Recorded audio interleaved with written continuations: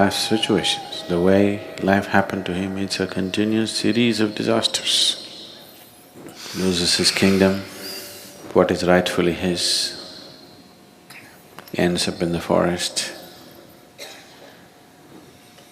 loses his wife, gets kidnapped, fights a brutal war which he's not interested in,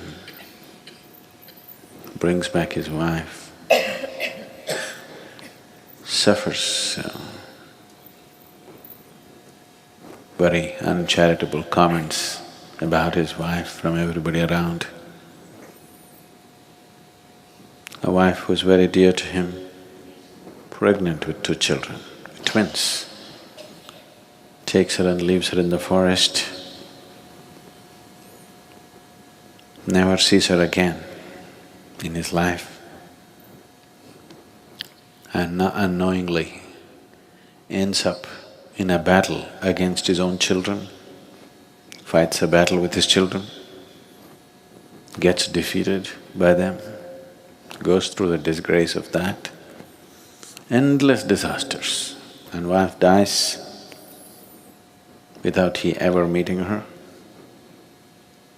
But still, why? The significance of Rama is not the life situations. The significance of Rama is the way he conducted himself through this disastrous series of disasters that occurred to him, with how much gracefulness he conducted himself right through his life. With all the disasters happening, never once was he seen angry, never once was he seen cursing someone, never once was he seen freaking out, conducted everything gracefully. So people who are seeking liberation sought Rama. People who are seeking a graceful life sought Rama. People who understood, people who had the wisdom to see that external situations can go wrong any moment, just any moment. Oh, it'll not happen to us, is a foolish way to live. It'll not happen to me is a foolish way to live. Even if it happens, I will go through that gracefully is a wise way to live. So people sought Rama because they saw this phenomenal wisdom, though life became a continuous series of disasters. Never once wavered from his truthfulness, from what he set up for himself, the fundamentals of his life, never once deviated from that, just hung on to what he has to do. Conducted with utmost balance. In fact, people on the spiritual path, there is a tradition of seeking disasters. Really. Many spiritual seekers go about asking for something to go wrong with their life. You don't have to necessarily do that, because they want themselves to be fully tested before death approaches. Before death approaches, they want to be fully tested. They want to be quality checked. No matter what happens, they'll go through it gracefully. Because when the moment of shedding the body comes, that's the time you'll lose your balance. Everything is fine. When the moment of everything that you know as reality is going to slip off from your hands, that's the time when you lose your control a bit. So, people seeking disasters, like Akka Mahadevi goes about saying, "Oh Shiva, do this to me, make me hungry, make sure that I don't get any food. And in case I get it, before I put it in my mouth, make sure it falls off my hands. Before I pick it up from the ground, make sure a hungry dog eats it away." make me go through everything so that I will learn to conduct myself gracefully irrespective of what the outside situation is. That's an extreme form of devotion and you want to be ready. When the moment of leaving comes, you don't want to falter even a bit. That is the moment you need to handle gracefully. Take some practice. Suddenly one day if it happens, then you won't be able to handle it. And when the moment of losing your body and everything that you know as life, to conduct that day gracefully.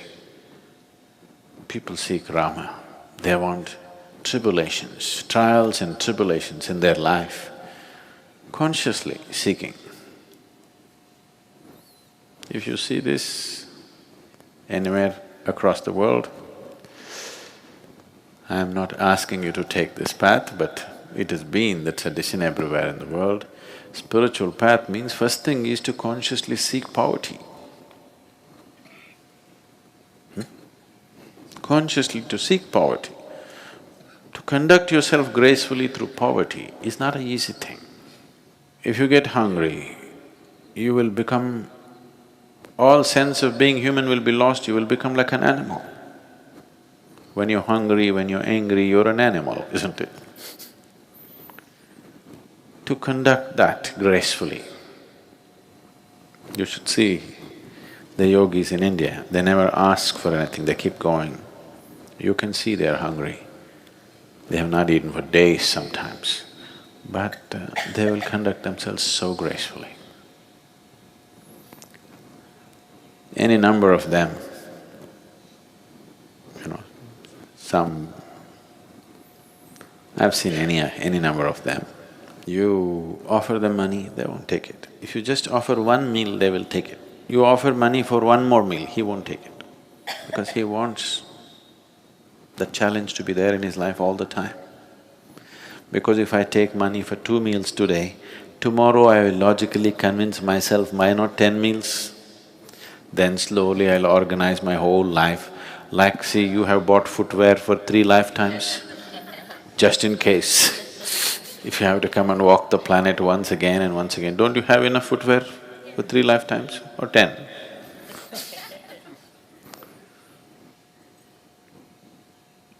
So, once you add one more will become logically acceptable and it'll grow endlessly. Just see to what extent we have taken our survival process.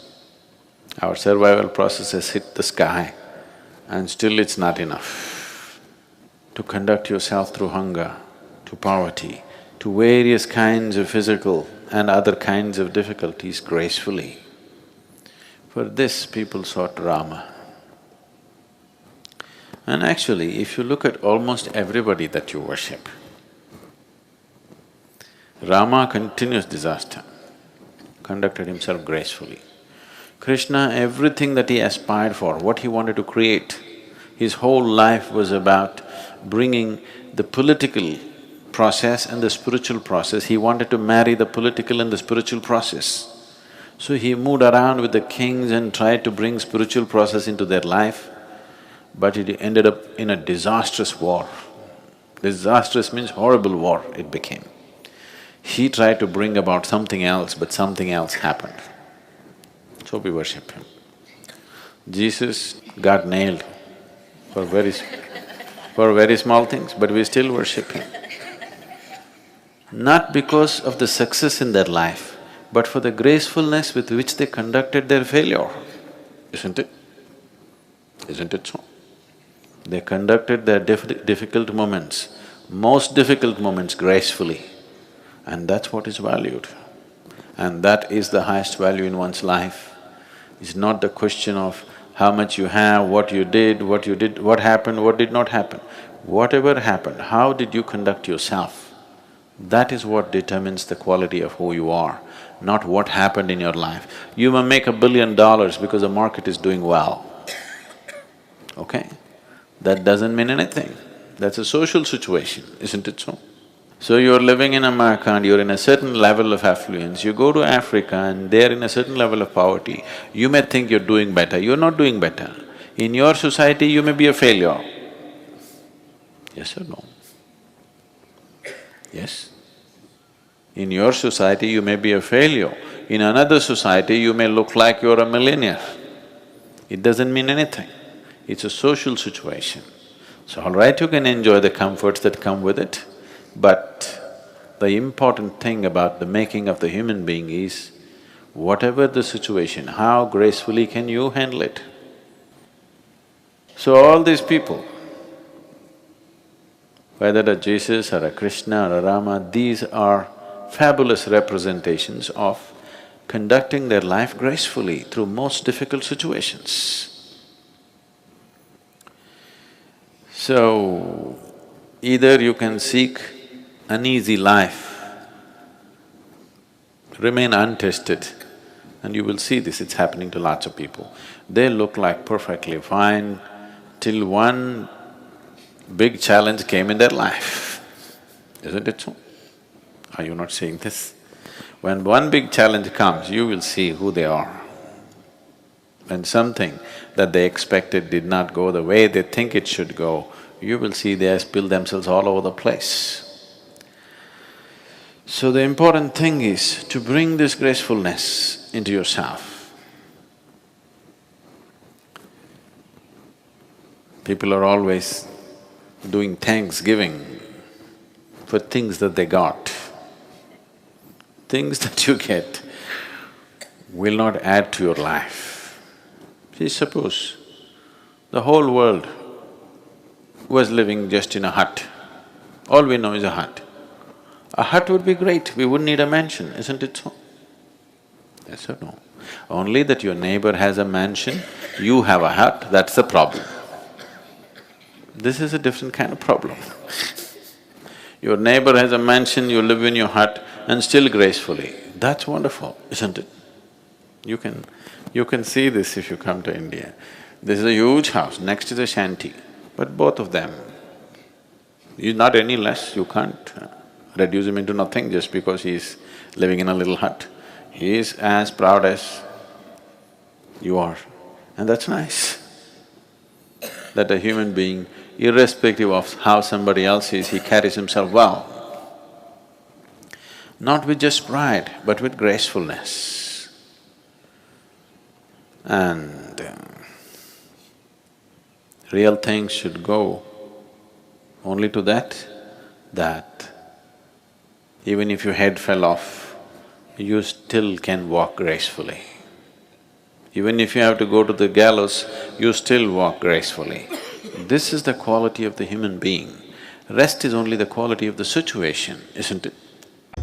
Human beings should understand, in pursuit of well-being, you don't have to look up, you don't have to look out.